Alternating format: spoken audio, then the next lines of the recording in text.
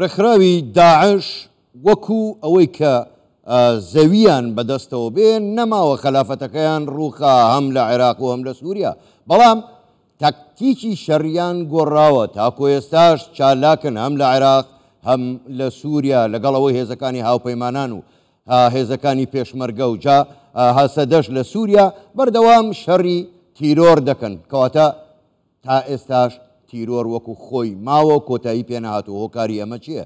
ئێمە دەمانەوێت هەندێک قسەی زیاتر لەسەر ئەم بابەتە بکەین لەگەڵ میوانەکەمان زۆر بەڕێز تارق جاف شارەزای سەربازی کە ڕاستەوخۆ لە ستۆدیۆ لە لامان میوانە کاک تارق زۆر بەخێر بێت. سپاس بۆ بەشداریکردنتان لەگەڵمان لەم گەشتەی هەواڵەکان. زۆر باشە بۆ خۆ دەزانین لە هەواڵەکانیشدا هاتووە کە چەندێک چالاکی سەربازی دژی تێرۆریستانی داعش ئەنجام دراوە. پرسیار ئەمەیە داخۆ هەر بەتەنها بە چالاکی سەربازی دەکرێت داعش لە ناو ببرێ یاخود داعش ئێستا بۆتە فکر دەبێت لەوێەوە شەڕی لەگەڵدا بکرێت؟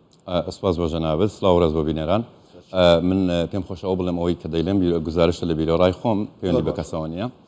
طبعا ئێمە دەبێت بگەڕێنەوە بۆ سەرەتای دروستبوونی داعش. هاوپەیمانی نێودەوڵەتی کە سەرەتا دروست بوو بۆ ڕاگررتنی داعش بوو بۆ ئەوەی زیاتر تەشەنە نەکات لە سنووری لە عێراق و لە سووریا و بە تایبەتیش لە عێراق.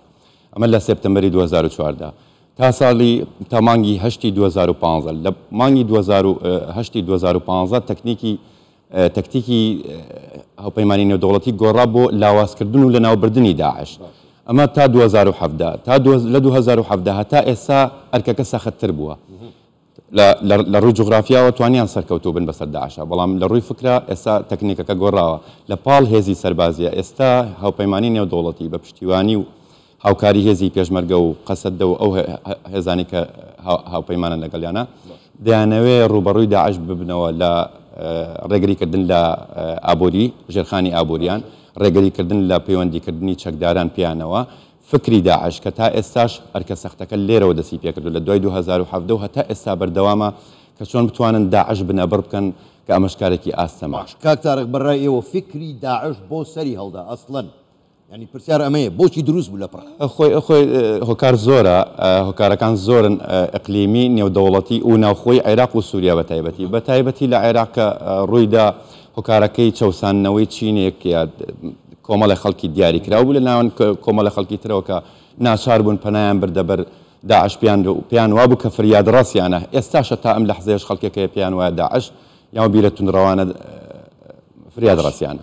باش کاک تارق با بینە سەر عێراق ینی هێزەکانی هاوپەیمانان بۆ خۆ دەزانی لەگەڵ پێشمەرگە شەڕی داعش دەکەن، بەڵام ئەو ناوچانەی کە ئێستا پێی دەڵێن ناوچەی دەرەوەی ئیدارەی هەرێمی کوردستان ئەو هێزانی لەوێن هێزی نەشارەزان هی خواروی عێراقن لە نەشارەزای ناوچەکەن ناهێزی شەڕکەری ئەو تۆن کەواتە باشترین چارەسەر بەڕای ئێوە گەڕانەوەی هێزی پێشمەرگەنی بۆ ناوچەکە هەم شارەزان هەم شەڕکەرن هەم شارەزای شەڕی پارتیزانیشن. من پێشتریشە لەم ستودیۆی جەنابتانە ئەمەم باس کردووە مستحیل لە هێزی سەربازی عێراقی بتوانێت بە تاقی تەنیا لەو سنوورانە کۆنتترۆلی سنوورانەی پێ ناکرێت. وەکو جەنابەت فەرمووت شارەزانین هێزی پێشمەرگە خەڵکی دەڤەرەکەیە شارەزایەکی باشی هەیە.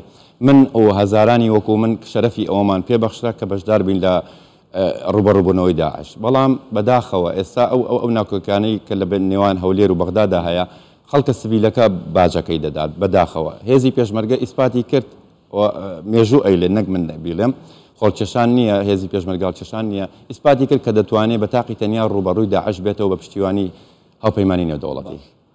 باش کاک تارق ئەمڕۆ لە هەواڵەکانیشدا ئەمەیان بەڕاستی مەترسیدارە. من دەمەوێت بزانم ڕاو سەرنجی ئێوە لەسەر ئەمە چییە؟ تورکیا و سووریا ئێستا خەریکن لە یەک نزیک دەبنەوە. ئەمە لە کاتێکە تورکیا پشتیوانی لە کۆمەڵی هێزی توندڕەو دەکا وەکو داعش وان. ئەگەر هاتوو ڕێکەوتنی لەم جۆرە دروست ببێ مەترسیەکەی لە کوێدایە؟ ئایا جارێکی کە داعش و یاخۆ ئەوانەی کە بەخۆیان دەڵێن ئۆپۆزیسیۆنی سووریا هەمان شێوەی داعش زۆر گەشە ناکات و دۆخەکە لە دەست دەرناچێت؟ خۆی کێشەکە لێرەیە سەرەتای دروستبوونی داعش کە هاتە عێراق لە سووریاوە سەری هەڵدا بێگومان. ئێستا ئەو کێشانی کە لە ناو هێزە کوردیەکانە هەیە لە سووریا بەداخەوە ڕێخۆشکەرە بۆ ئەو ڕێکەوتنی نێوان سووریا و تورکیا بمانەوێ نەمانەوێ ئێران دەستێکی باڵایان هەیە لە زیندوو هێشتنەوەی داعش لە ناوچەکەدا چونکە خزمەت بەوانیش و بە کۆمەڵی لایەنی عێراقیش دەکات لە سنوورەکەدا.